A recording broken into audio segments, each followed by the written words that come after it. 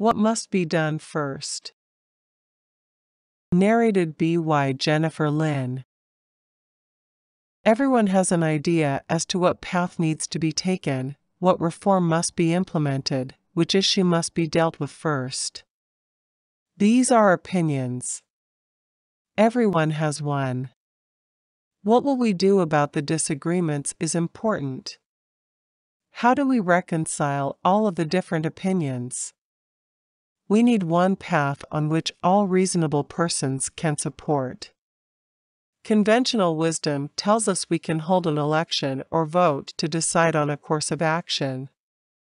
We can resort to some procedure to suggest what the decision of the majority is, or we can keep arguing until we see what idea remains after the rest are quelled. A jaundiced observer might portray the choice, whatever it is, as being a system of government that falls on a continuum stretching between authoritarianism and chaos.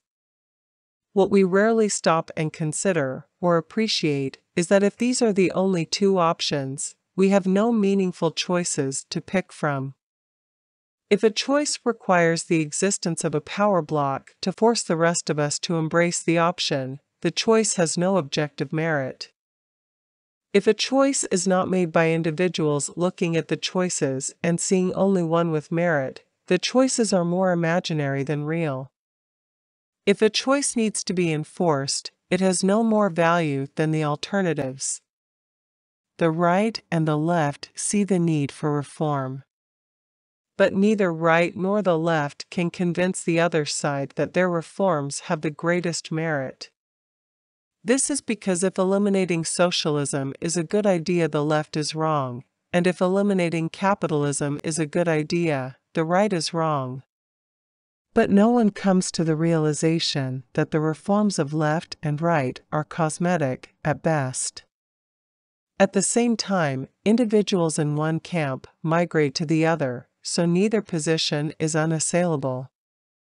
Atheists become Christians and Christians become atheists. The left become conservatives and conservatives become socialists. Everyone has an opinion, but no one has a solution. The left and right are little more than opinions that people frequently change, and few adhere to absolutely. But then, who knows what the problem is? All the opinions about these problems means no one agrees on which problem is the key one. No one can convince everyone else what problem needs to be prioritized. The left is latched on the problem of racism as being the most divisive and the least able to be addressed, other than through government mandates. Racism is the perfect wedge to drive between people. It is an issue that cannot be resolved and requires constant government oversight and intervention. But is racism the problem the left claims it to be? Is critical race theory the analytical tool Democrats claim it to be? If the KKK were on a far distant island or were required to wear a device that automatically jailed them for any racist thought, the fact that they were racist would not be an issue. Racism is not a problem until it makes problems. Racism has to impact someone. For this to happen, there has to be certain conditions present. This means racism is a false flag. It is at best a diversionary tactic to take our attention from something that matters. The problem is power disparities. The problem is not the racist, but the racist's ability to impact the life of the other person.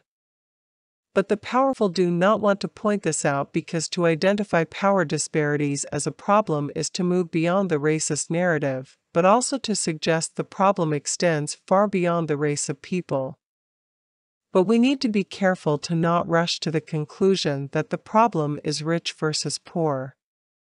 Wealth gives individuals power, but so does political office, so does certain functions. Policemen have a power that has nothing to do with their income or politics. Criminals are poor, with no office, no position and no status, but they have a gun.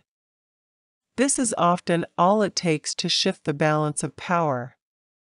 What we have to realize that where the world has been for 6,000 years is not where we wish to be. But we have to also realize we do not know where we want to get to, and we have no idea how to get there. Civilization has been a product of blind chance. Lots of people have contributed their labor to the world, but a large percentage of people have been more than willing to destroy it all for their own reasons and power and to implement another vision of the good. The first step in deciding what the next step will be is to define what we want, what we are seeking, what are we trying to achieve. The best one-word explanation is identity. When faced with a situation that we object to, we believe it does not reflect us. Our nations are a reflection of our identity. This is why we are willing to fight for them. This is all very well, but to get away from the prosaic explanation, we know that in reality the framework of civilization, its infrastructure, is wrestled from the hard rock or the physical world. It is conceived of in the mind of man, but its elements are fashioned from the steel of hard labor.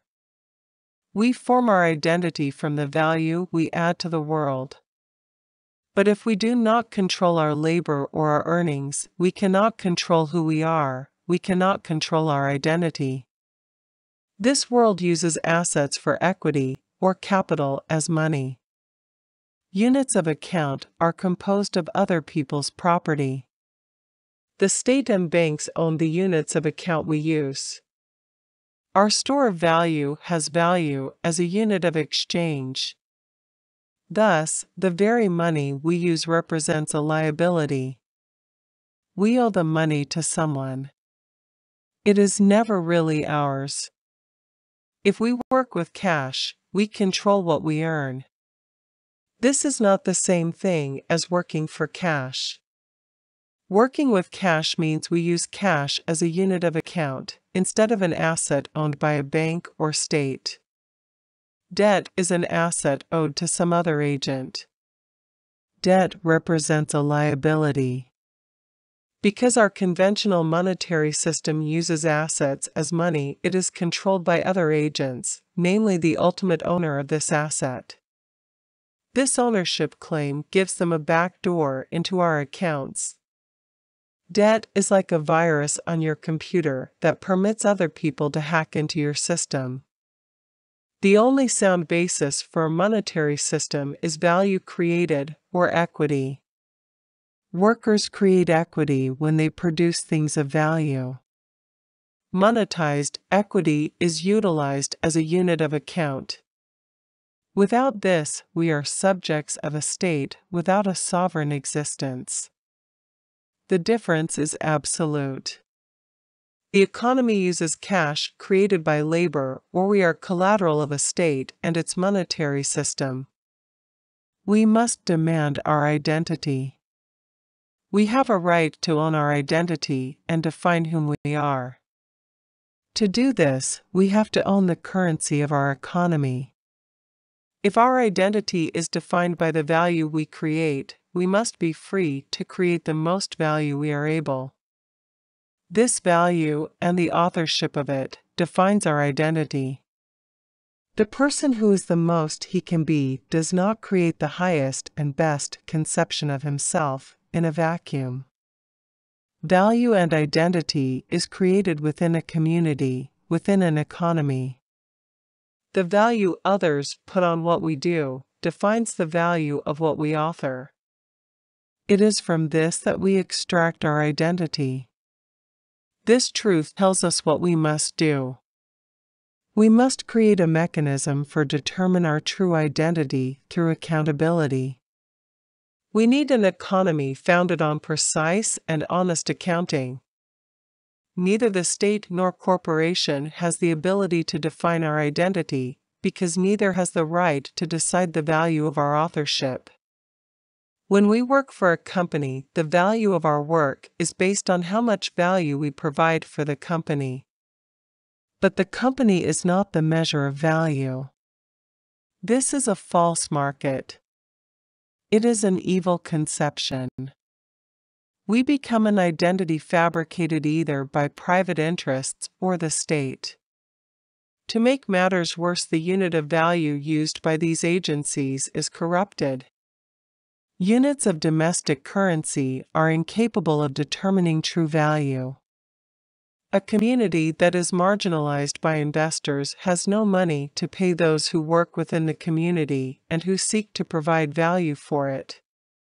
Why ought the person who sweeps the streets in Calcutta be rewarded so poorly compared to one who sweeps the streets of New York? Society talks about equality, but the equality offered is always an identity fashioned by the state. Intersectionality is a list of identities we can adopt to be recognized by the state. Are these even real identities? We get our identity from those in our community with whom we interact. We get a core identity from our parents, hopefully, who affirm the positive things we do and devalue the bad things we do. But the real socialization comes at work, if we are lucky enough to have a job which provides us the opportunity to forge an identity. Many people mock the idea of people who identify with their job. This is the way we give and get value. The rest of our life is about helping others give and get an identity. Preferentially, we need a core group, a court that affirms our value or the things we do that has value. This court also holds us accountable for the costs we create. Courts work better when the members are people of one's own sex whom one works with and socializes with. It is also convenient if we have a court composed of our neighbors. These are best formed from between 3 and 5 persons. Courts are composed of persons who help one another. A unit of account is used. When we help others, we are paid in units of account, and when someone helps us, we pay them with units of account. The court is a market that permits economic activity to occur in an environment of accountability. The court is represented by a ledger. Each client is represented by a cash account. When we help someone, units of value are added to the credit column of our account. When we are helped, we add debits to the debit column, and this value is transferred over to the credit column of the person who provided the value for us. It is through the creation of value for others in our court that permits us to author an identity. The ultimate goal is to create a strong and resilient identity, but the process requires we create value for others so they can author their own identity. We need each other. We need to be neighbors, that is our identity. We need to be useful, in an economic sense. This is our identity also. We need to be accountable. This is what we need to do.